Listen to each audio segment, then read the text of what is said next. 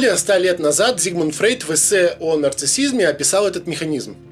Когда человек не способен принять себя, он начинает строить маску.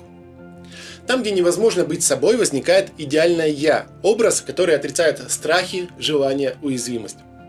Образ, который боится признаться в них даже самому себе. Путинское лицо – это и есть такая маска. Это не просто способ скрыть возраст, это попытка скрыть неуверенность в себе и в собственной идентичности. Скрыть внутреннюю слабость и уязвимость перед внешним миром.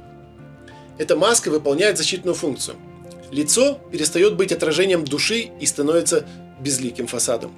Так работает нарциссическая защита. Внешнее вытесняет внутреннее, а выдуманный образ замещает личность. Авторы психологического профиля Путина Фреда Ариас Кинг и Марк Уоллер обратили внимание на одну важную черту психологии российского диктатора – стремление к сокрытию. Он годами создает вокруг себя оболочку, за которой невозможно рассмотреть подлинные эмоции, его истинные мотивы и цели. Даже спустя десятилетия у власти Путин остается фигурой, которую никто по-настоящему не знает. Это не случайность, а сознательная стратегия. Создание внешнего образа – это не просто защита, это способ управлять восприятием, поддерживать контроль, не допуская слабости. Создавая вымышленный образ и постепенно растворяясь в нем, Путин старается внешне соответствовать не тому, какой он есть, а тому, кем хочет казаться. Образу, который кажется ему сильным и достойным. Французский психоаналитик Жак Лакан называл это зеркальной стадией. По его теории, человек формирует представление о себе, глядя на отражение. Не только буквально, но и социальное. Мы видим себя через взгляд другого, через образ, в котором мы хотим себя узнать. Личность формируется как попытка соответствовать этому зеркальному отражению. Цельному, мощному, управляемому. Путин с начала нулевых выстраивает именно такой зеркальный образ. Не столько быть, сколько казаться. В его случае казаться альфа-самцом и мачо. Поэтому все мы становимся зрителями в театре путинской выдуманной гипермаскулинности. Обнаженный торс, ныряние за арфами, полеты со стерхами, хоккей, охота, дзюдо, любовные романы. Этот образ должен производить впечатление силы, уверенности, мужественности.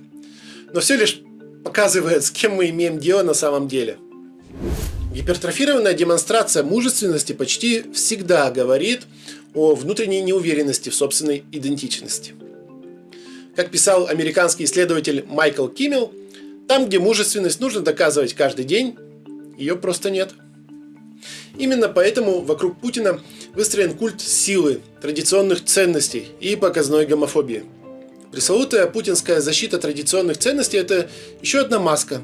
Это защита от самого себя, а от страхов, вытесненных из сознания.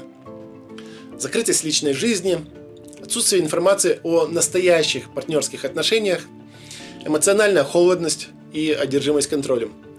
Все это укладывается в модель гея в отрицании, который боится собственной идентичности, собственной уязвимости. И чем сильнее этот страх, тем агрессивнее становится его политика. Американский психоаналитик Эдмунд Берглер писал: чем жестче маска, тем больше в ней страха. Чем сильнее презрение к инаковости, тем ближе ее отражение. Это и есть путинская схема. Внешняя мужественность как броня над внутренним конфликтом. На фоне этой конструкции формируется агрессия против тех, кто не вписывается в мужское, против ЛГБТ, против инаковости, против Запада, против всего, что может напомнить ему о собственной уязвимости. Это не просто риторика, это проекция. Путин борется не с геями, он борется с собой, с тем, чего не может принять в себе. Он атакует внутреннее через внешнее. Культ войны тоже не случайность, а продолжение той же маскулинной компенсации. Армия, форма, оружие – все это символы, замещающие личную силу, личную цельность, личную уверенность. Все, чего нет у Путина.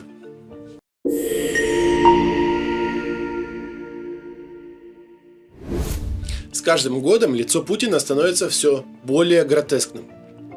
Оно уже не выглядит как лицо живого человека, скорее как театральный грим, слой за слоем.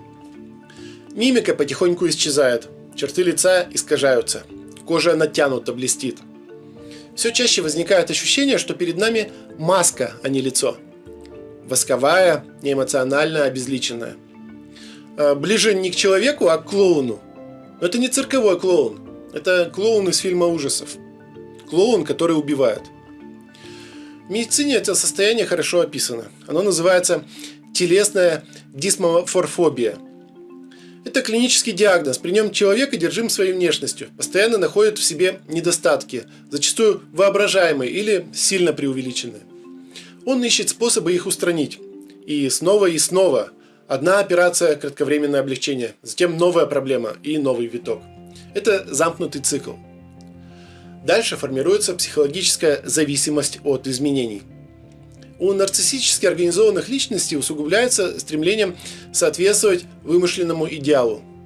Нельзя стареть, нельзя быть обычным. Надо соответствовать маске, идеальному «я».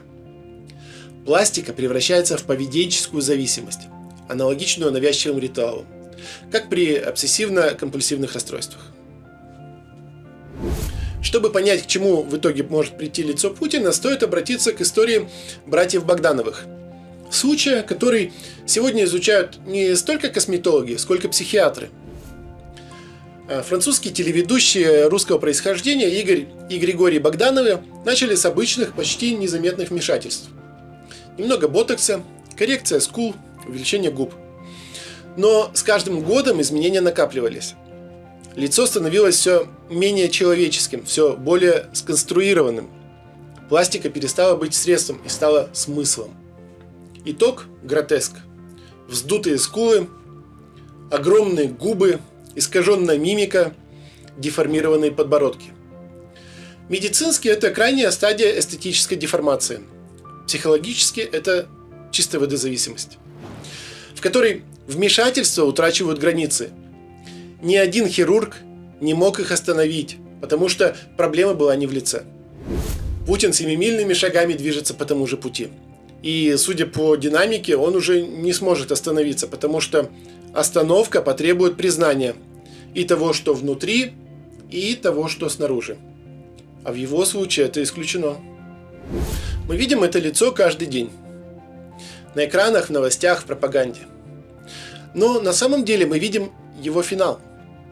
Финал образа, собранного из страха, контроля и вытеснения. Финал власти, построенной на фальши и лжи. Финал системы, в которой слабость прячется под маской агрессии. Лицо Путина больше не принадлежит человеку. Оно стало символом. Символом власти без эмпатии. Символом маски, которая отрицает жизнь, но требует поклонения. Под этим лицом не лидер. Под ним звериная ярость и холодная рациональность. И чем глаже оно снаружи, чем жестче натянута кожа, чем строже контур, тем страшнее то, что она скрывает.